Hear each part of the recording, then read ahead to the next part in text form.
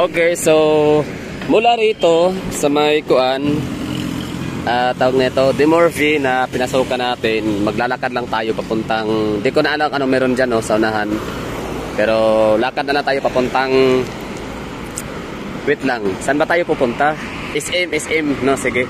SM Downtown Premier. Tingnan natin kung ano nga ba nga pinagkaiba niya sa Premier na napapasukan natin. So far, isa pa lang naman yung SM na Premier, no, na napasukan ko, na nakapangalang Premier. Yun yung SM Lanang Premier. Yun pa lang so far. Pero siyempre, yung mga Mega Mall, yung mga SM Aura, yung mga SM North and Fairview, siguro mga Premier din naman yun, no? Hindi lang nakalagay yung mga word pangalang Premier. Tapos dito sa CDO, dalawa ang ano nila, no? SM Downtown, tsaka SM Uptown. Napuntahan natin yan, SM Uptown. Tsaka yung isa naman sa may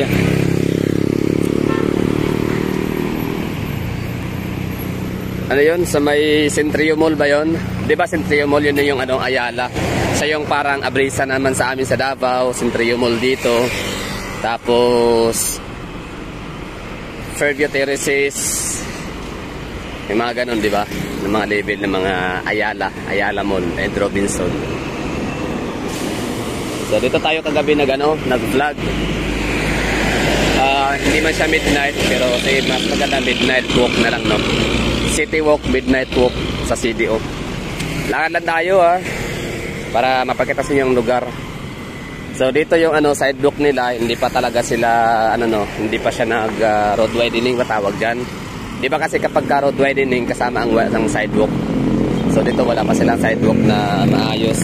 So just in case na uulan to dito, maputik pa siya. Pwede pang babawan pa yung mga chinila, sapatos ninyo rito pag naglalakad during rainy season.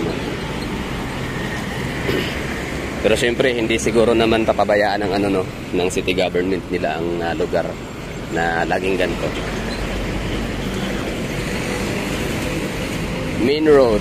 Kasi ito super super highway or national road. Dapat talaga siyang ayusin yung sidewalk, no, yung para safe talaga sa mga pedestrian. Kasi ang lalakas ang tutulin ng mga sasakyan dito manakbo. Kasi nga national road. Meron pa itong vacant space, So mga to dito, nag-aantay lang to ng mas mahal ang bili. Para tayuan ng mga condo, hotel. Yan, Pure Gold, Cagayan de Oro City. Sa Davao, ang Pure Gold natin isa lang, maliit pa, no? Grocery store lang siya na plain lang. Ito para talaga siyang mall. Mall talaga, no? Ay hindi pala. Basta malaki siya. Ang Pure Gold sa Davao sa may Lanang, Dunya Pilar harap. Maliit lang siya. Grocery store. Bagong lipunan.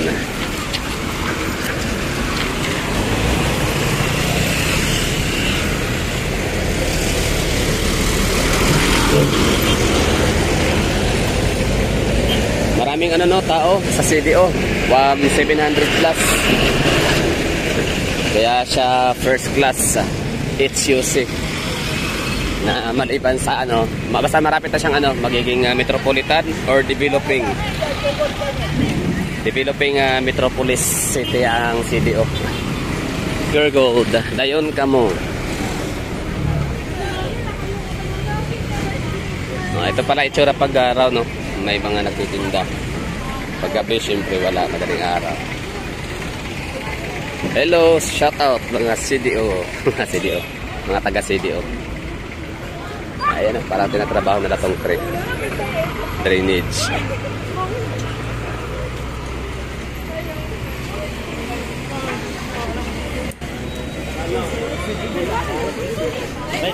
Sayang, piso, hulog.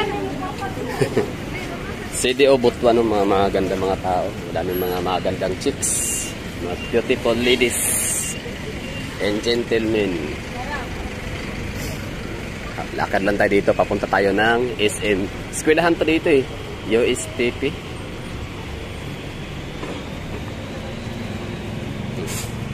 Basta sa pag malapit sa school, may mga ano talaga yan ng mga photo printing press, di ba? Mga photocopy, Xerox, mga ganun, mga school supplies. Mga school supplies stores.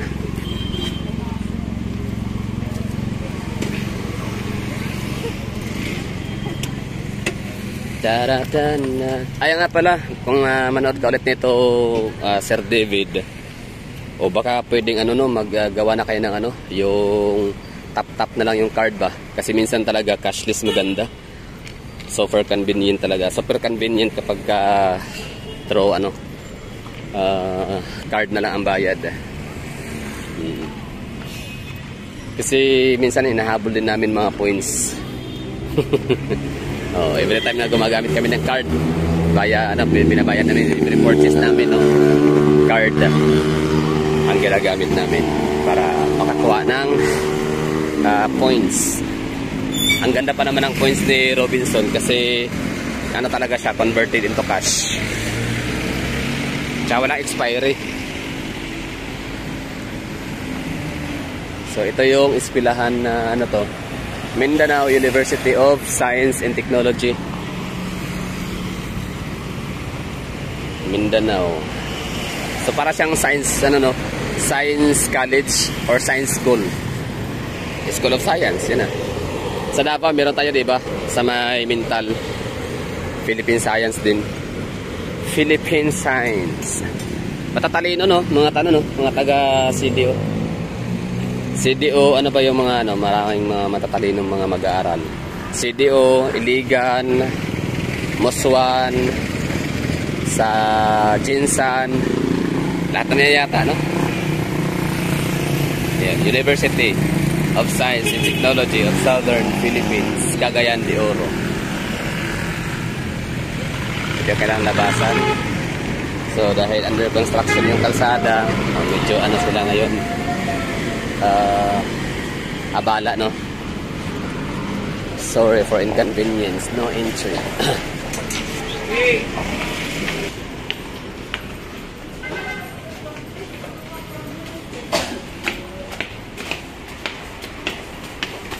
So ano lang muna no, lakad-lakad, exercise din to no, pampa-normal sa kulo ng dugo.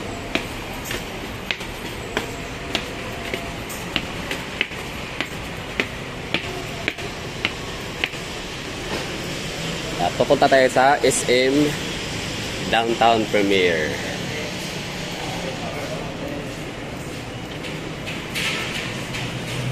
La la la la.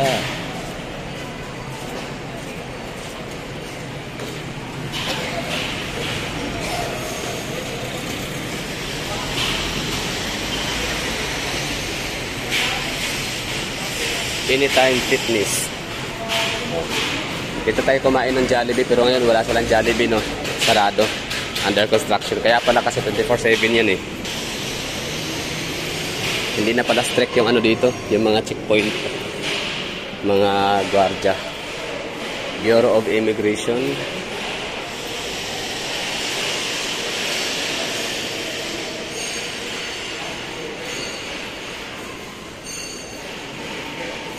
Time check, alas 2:23 ng hapon. Ito talagang illegal, napaka-ano sa akin yan eh. Napaka-issue, kaya pupuntahan talaga natin yan ngayon sana.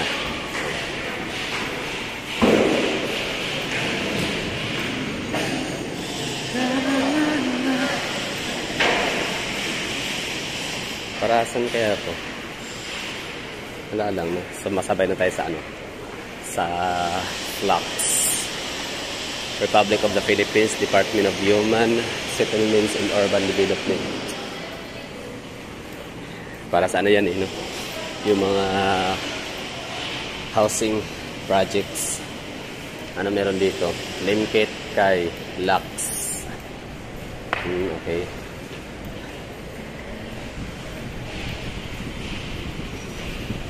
Wala lang, tutor lang tayo, no? Kahit saan tayo dalhin ang ating mga paa. Go with the flow.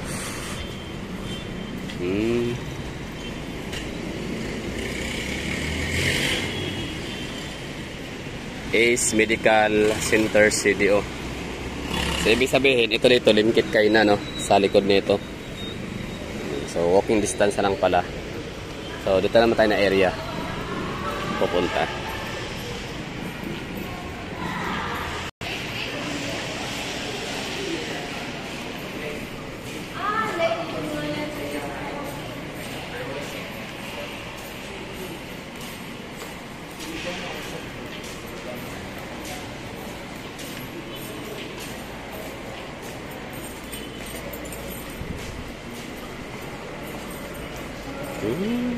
Saan punta nito? Ito yung SM. Galing. Para saan ni Paigonte? Kitkay.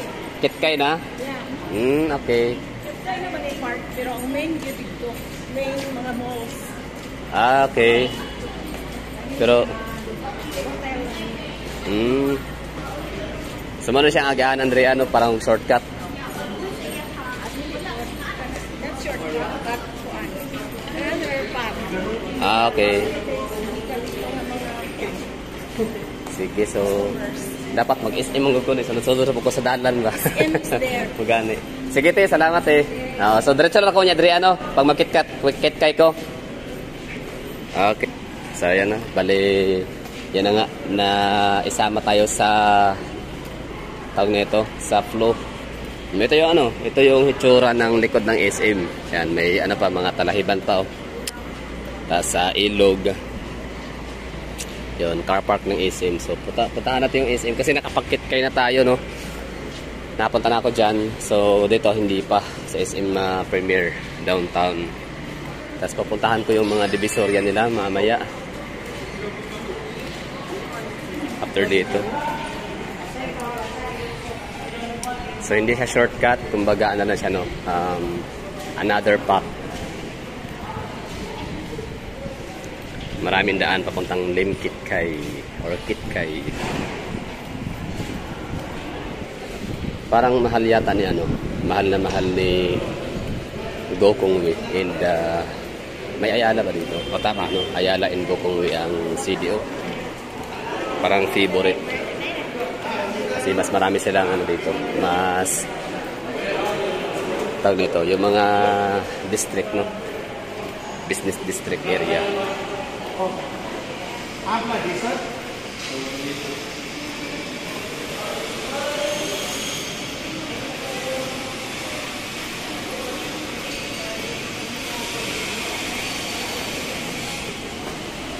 Yung Xavier University, yung Ateneo sa may diba, Uptown SM, malapit.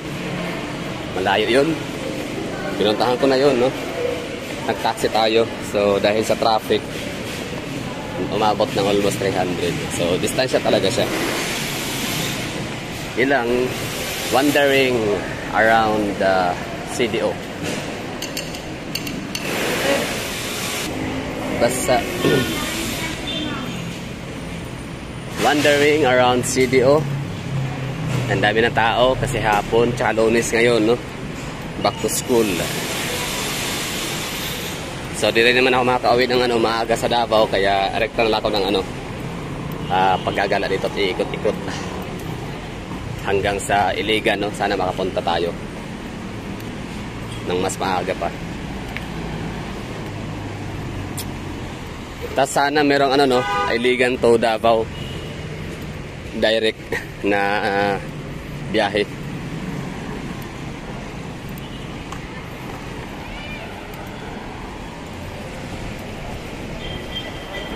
So, anong tawag sa building na to? Tama, Kitkay. Limkit Kay, Locks.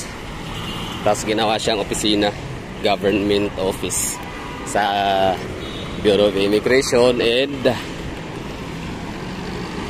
Urban Development, Urban Housing Planning and Development. Tingnan mo yung hawi nung mga damo. Palatandaan yan na kapag siguro malakas ang ulan, bumabaha rito. Lumalaki yung tubig. Tapos malakas ang agos daloy. Yan kita nyo yan. Diba? Mga indication yan Yung strokes ng mga damo, hawi niya papunta dito. Ganyan. Sabagay, dagat na yan sa unahan,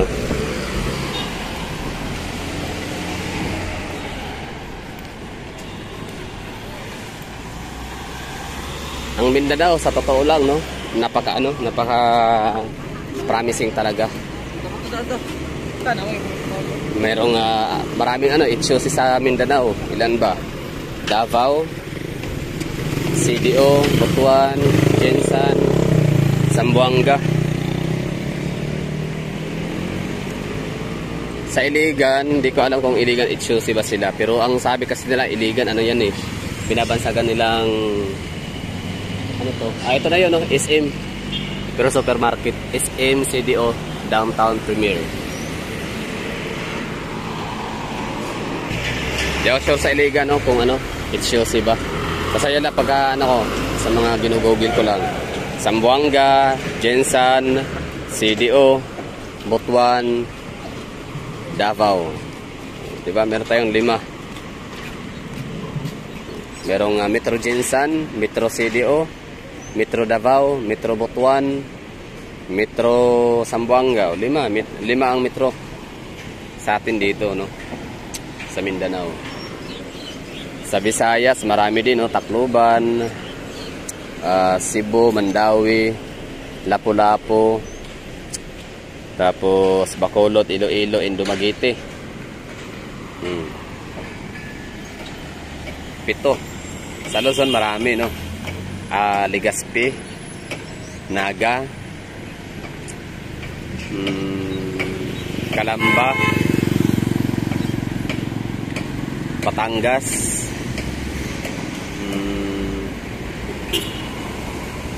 Clark, yan, Angeles. Marami sa Luzon. Si Cagayan, Tugigaraw, yun, Tugigaraw. Baguio. Siyempre Luzon ang pinakamalaking isla sa Pilipinas at doon talaga mas malapit yung ano, no? Mas malapit sila sa kabihasnan sa Metro Manila, sa national offices, kaya hindi na yan nakapagtataka na sila ang may pinakamaraming mga HOCs. Yan lang, ito yung itsura ng mga dito lugar. Mga tao naglalakad, papasok, palabas, papuntang trabaho, eskwela, papasok sa mall. Ang iba, malling na kasi tapos sa school, tapos ang eskwela. So tara, pasok tayo dito sa sa SM Lagindingan Airport. Dito pala yung terminal nila. Yan lang siguro mga hagala, at tayo nakapaglakad na, na-vlog ko na kayo dito, na-tour ko na kayo dito sa lugar ng CDO National Road, dun sa may mula de Morvey hanggang dito sa may SM Downtown Premier. Nakapag-akita rin tayo sa may Linkit kay Lux. Tapos nalaman natin na yun pala ay another path papuntang Linkit kay. Meron tayong mga natuklasan na bago. Tapos nalaman ko na yun palang intersection dun sa may Pure Gold. I mean, yun palang tinuloyan natin na de Morvey ay pala siya. Yun pala yung dinaanan natin galing sa papuntang Linkit kay din pag mag-jeep tayo galing Palengke. Yun lang. So it takes 2 to 3 times, no, na bumalik sa lugar para makabisado yung mga lokasyon nila. Kasi nung una talaga sobrang clueless ako kung saan banda, alam niyo yun, kung alin yung downtown area. walang ka-idea. Yan ang maganda, no. Yan ang pinakamagandang adventure. Yun talaga tinatawag na adventure, yung mawawala ka, di ba? Hindi mo ilang beses kang mawala. Mali yung mga masakyan na ruta, mali ang mga nilalakarang daan, di ba? Mali yung mga tinutungo, tinatahak ng mga landas. Yan ang adventure. Yan ang magpapadagdag kulay sa iyong paggagala. Okay, pasok ko tayo.